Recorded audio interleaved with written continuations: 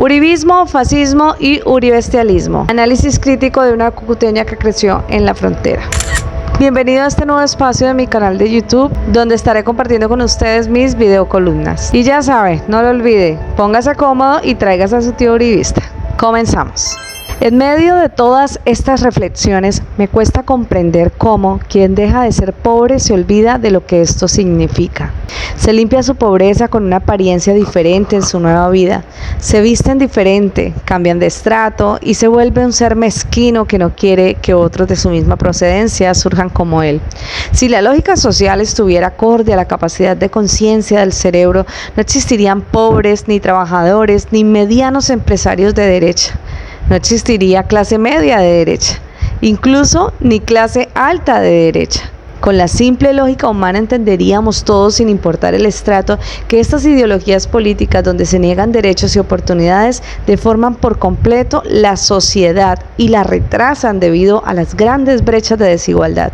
Solo bastaría un mínimo de cultura y raciocinio, aunque también se necesitaría el concepto, y creo que es allí donde inicia el problema. El materialismo del capitalismo salvaje le hace a la sociedad encontrar su valor en lo que tiene y no en lo que es, ni en lo que se le aporta al mundo para un bien común. Impera el individualismo, pero lo disfrazan de Estado. El Estado lo convierten en una empresa privada de los más grandes poderes económicos y políticos, y esta gran empresa conveniente influencia rotundamente el comportamiento social porque se adueñan de todo, lo controlan todo. Controlan la institucionalidad y también las mentes, en su mayoría, de la gente más pobre que ha sido fabricada por ellos, donde lo primero que les enseñan es su insignificancia. Luego les dan migajas y les hacen creer en medio de sus miserias que tienen un enemigo afuera y que sus amos los vienen a salvar. Pero cuando las migajas que les tiran tocan sus bocas o sus manos, sucede que entran en un estado de agradecimiento. Y extrañamente muchos quedan poseídos por el síndrome de Doña Florinda. Se sienten superiores al vecino de al lado. Se me viene inmediatamente al recuerdo la escena de cuando Duque les tiraba caramelos a los niños en San Andrés en medio del desastre climático. Así son las migajas de los gobiernos de derecha. Tal vez por esta razón vemos pobres que cuando alcanzan el estatus deseado olvidan por completo el dolor de la pobreza y en el fondo desean que los demás se queden allí, en ese lugar, para él sentir que está por encima de otros en otro nivel. Necesita el nivel que le da la opinión social para adquirir valor en una sociedad a la que él anhelaba pertenecer, la que le mostraron por todos lados y la que anteriormente admiraba desde lejos. Similar al efecto sueño americano, venden una especie de superioridad fascinante para quien la goza. De mil formas subliminales nos muestran el camino de la vida, alcanzar un estatus.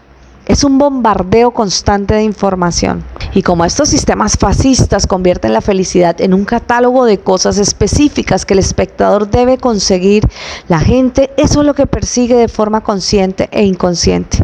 No la plenitud y el equilibrio que surge desde la reflexión y la evolución en todos los aspectos del ser, donde paralelamente es muy importante la educación y los conocimientos, pues solo así podríamos relacionarnos desde la justicia, la solidaridad, la benevolencia, pero sobre todo la conciencia con el entorno, con el mundo entero, con todo lo que nos rodea. Esa fusión tan maravillosa del saber y la conciencia nos da la libertad para pensar sin miedo y para decidir.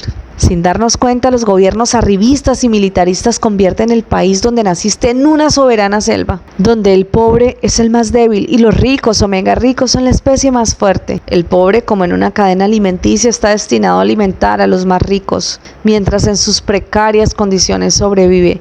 No tiene derecho a vivir, solo a sobrevivir, y estará condenado a morir en la pobreza, como también están condenadas sus generaciones a carencias, problemas y limitaciones. Sin apartarnos del análisis político, aunque parezca que me fui un poco a lo filosófico, quiero plantear que la política no la pueden ejercer humanos divididos en partes.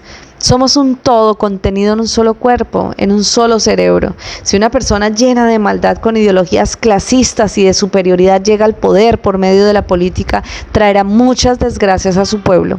Ese humano en el poder gobernará con maldad e indolencia y perseguirá sus grandes aspiraciones personales que cada vez tienen peldaños y alcances más altos.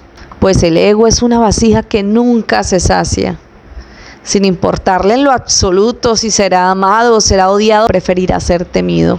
Ese líder adicto al poder seguirá adelante, silenciará a todo aquel que se le oponga en su camino. No es normal ver, por ejemplo, a gobernadores como el de nuestro departamento lanzándose 3 veces o en realidad 5 para gobernar, 2 en cuerpo ajeno y 3 en nombre propio, incluso a puertas de un juicio y una alta probabilidad, en mi opinión, de ser encontrado culpable por tantos escándalos de corrupción con los cuales lo vinculan en 14 procesos que extrañamente no avanzan y que tiene pendientes en la Fiscalía Delegada ante la Corte Suprema de Justicia. O el mismo caso de Álvaro Uribe religiéndose y luego gobernando por medio de títeres para seguir desfalcando el país y garantizándose a sí mismo la impunidad.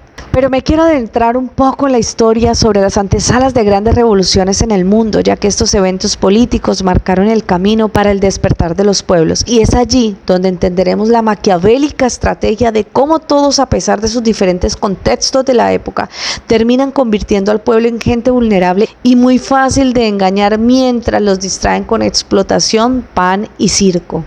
Estudiando el comportamiento del uribismo en todos sus niveles, pareciera estar describiendo una ideología política que nació en Italia y dominó distintas partes de Europa en el siglo XX, antes de la Segunda Guerra Mundial. Sí, hablo del fascismo, que promovió un Estado totalitario, antidemocrático y militarista, sostenido en las ideas de patria y de raza, pero que en la práctica no es más que la opresión y persecución a las minorías, aunque suene como un completo absurdo las ideas de nación por encima de sus individuos. Como por ejemplo el régimen de Benito Mussolini en Italia y el régimen nazi de Adolf Hitler en Alemania.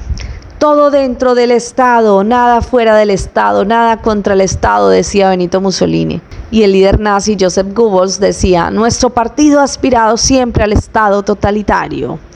La meta de la revolución nacional socialista tiene que ser un Estado totalitario que penetre en todas las esferas de la vida pública. Analicen con detenimiento estas 2 frases y no se me confundan con la palabra nacionalsocialista, pues para que vean que es necesario conocer la historia, de ahí nació el nazismo.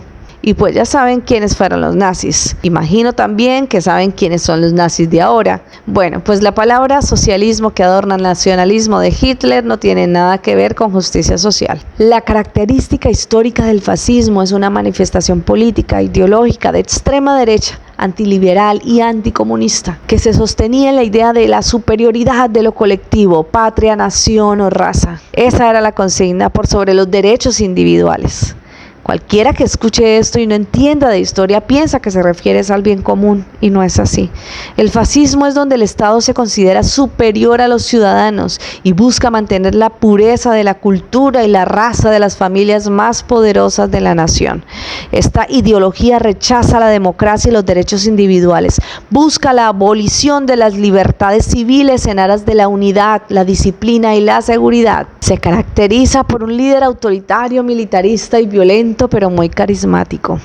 Un ejemplo podría ser como el actual Bukele en El Salvador, quien encarcela gente por tener tatuajes y los acusa de vándalos, sin tener el derecho a un debido proceso donde la víctima pueda comprobar su inocencia. O el señor Milei en Argentina con sus discursos enérgicos y fuera de lo normal, que cautivó a los jóvenes ignorantes y tal vez inocentes. Y quien violenta la democracia y a los manifestantes sin importar que sean niños o ancianos. O el caso de Álvaro Uribe Vélez en Colombia, que con su vocecita de paisa seductor embrujó a muchos incautos con su famosa frase mano firme y corazón grande. Y casi acaba con este país. Nos dejaron el país en un completo caos, lleno de hambre, delincuencia y toda clase de problemáticas sociales. Siempre es el mismo formato. Se concentra el poder solo en quien tiene las armas y el poder económico, y en consecuencia el poder político. Funciona como una sola enorme empresa privada donde no existe el pueblo más que para ser obrero y vivir infeliz en la miseria, sin derechos y sin poder rebelarse. En el pensamiento de un líder fascista impera la ventaja, pero la ventaja nubla la línea roja de los excesos, llegando el ambicioso al acaparamiento. Nunca se sentirá satisfecho.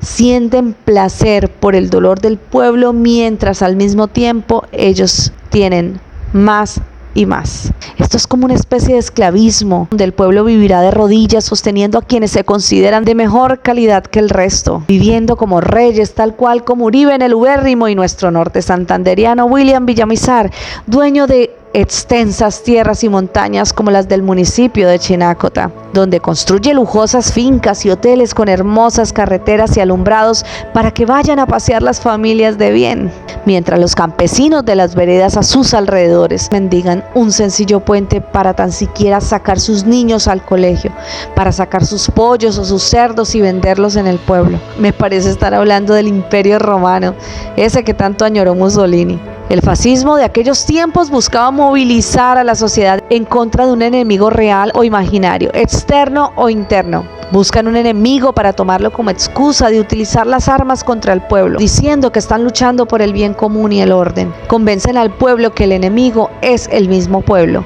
Incluso descaradamente hablan de libertad, pero lo que no dicen es que se refieren a la total libertad del Estado para oprimirnos de todas las formas posibles, condenándonos a la pobreza, quitándonos nuestros derechos, como hoy lo hizo la actual oposición, donde celebraban porque no permitieron los artículos de una reforma a la ley donde los campesinos tendrían garantías laborales, o silenciándonos como silenciaron, por ejemplo, en Cúcuta al periodista Jaime Vázquez, en Tibú al líder social y político de la Colombia Humana Sergio Castro, a Jorge Solano en Ocaña, líder social, defensor de derechos humanos, y a la lideresa comunal y ambiental Diana Rodríguez en San Cayetano. 4 personas que se enfrentaron a la corrupción del departamento y que anunciaron su muerte.